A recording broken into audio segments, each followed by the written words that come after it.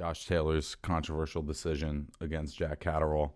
Again, there's been a lot of talk in boxing media about bad judging, about what a terrible decision this is.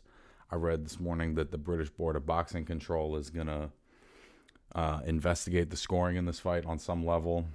I definitely thought that Catterall won a close fight, but I think it was a close fight, honestly. I'm not sure I understand the level of outrage around the decision. I don't see this fight as a Pacquiao-Bradley. I don't see this as a Williams-Lara. I don't see it in that class of robbery. There's been a lot of bad decisions, right, in boxing. And I'm truly always calling out bad judging on this show. If I see a decision I don't like, I'm calling it out. This, to me, is a bad decision that's like it's not a flip a coin fight, but for me, so I scored the fight 113 to 112 for Catterall. I thought it was a close fight. Ultimately, the knockdown proving to be the difference.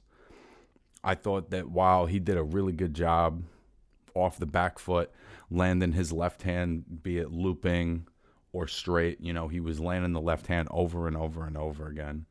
And he did a beautiful job of that. I don't think offensively that he did that much outside of that, though. I don't think the rest of his offense was that creative. And he had long gaps of inactivity where he allowed Taylor to come forward and dictate the pace of the fight a little bit more and kind of physical him around. But all that being said, I think that Catterall landed the cleaner shots. I don't think Taylor made a larger adjustment in the fight to change the tone of the fight until the last couple of rounds, and by then it was basically too late. Do I think that 113, 112 for Taylor is an atrocious score? I don't know if I think it's an atrocious score. Maybe I need to go back and watch the fight again, but I saw a 1-point fight, and I was judging it pretty carefully. At the end of the day, though, I think that Catterall deserves to be called the Undisputed Champion at 140. When the stakes are that high, even if in a fight with small margins of separation, like you would hope that they get that right so that the real champion is the champ.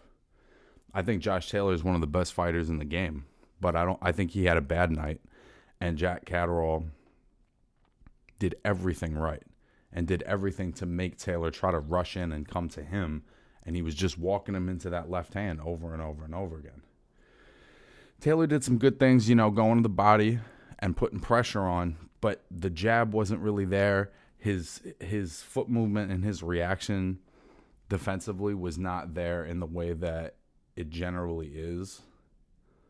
So that's why I say it was an off night for him, because he's always a guy that even in tough fights, be it with Prograis, Ramirez, whoever, Postol, he's always got another adjustment, another gear, kind of like Terrence Crawford, right?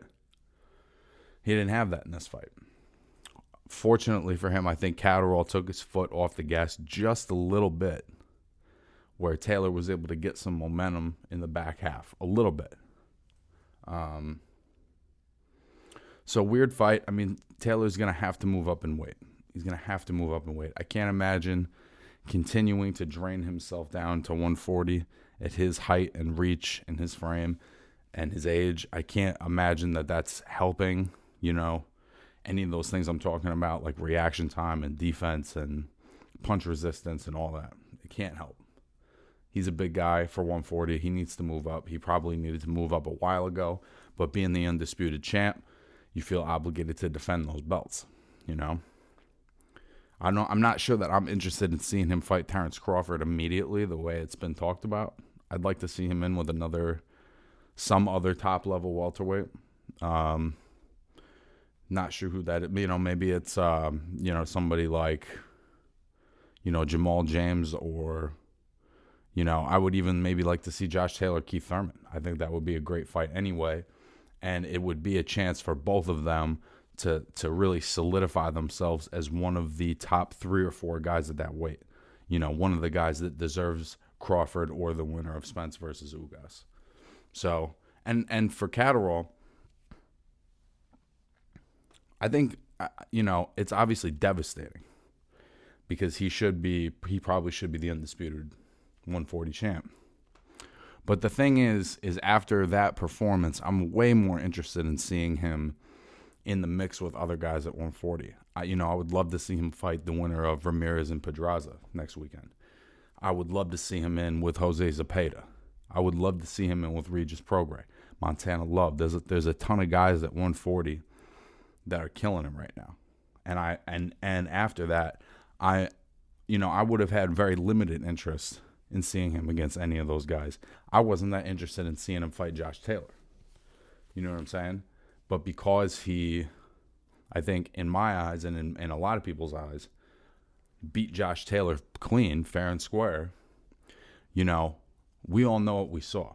So I would love to see him back in a big fight as soon as possible against any of those guys I just named. Potentially a rematch between the two of them at welterweight, I would love to see as well.